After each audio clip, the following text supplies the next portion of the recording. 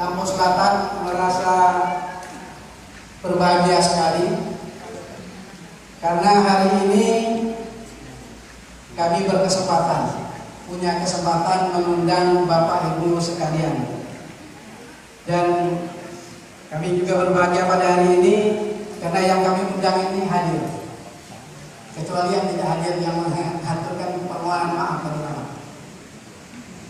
Kemudian oleh karenanya tentu saja ucapan syukur kami panjatkan kehadirat Allah Subhanahu wa taala yang telah memberikan keberkahan dan kenikmatan ini.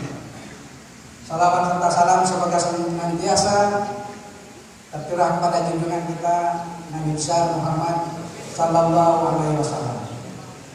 Bapak Ibu yang kami hormati, diskusi yang akan kita gelar pada hari ini bukanlah ujuk-ujuk inisiatif dari pengurus kami, tapi melalui perjalanan cukup panjang, yaitu muncul ide dari markas kedua Kadin Lampung Selatan.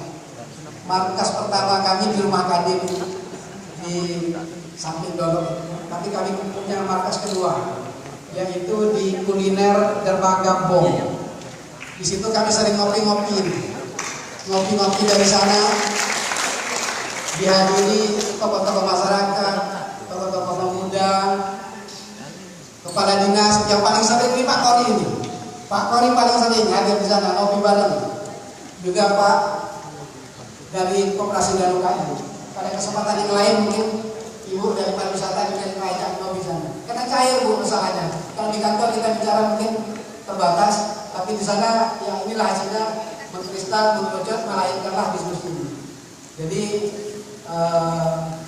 itulah bukan ujung dari pengurus Kadin, tetapi ada sejarahnya. Kemudian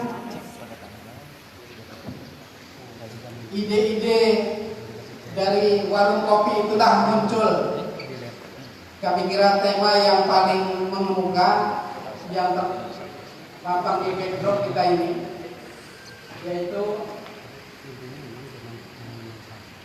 dampak jalan tol terhadap perekonomian Lampung Selatan. Dalam dua aspek saja yang kita angkat pada kesempatan ini, yaitu aspek dunia usaha dan aspek pariwisata. Mungkin pada kesempatan yang lain dalam aspek yang lain. Demikian. Dan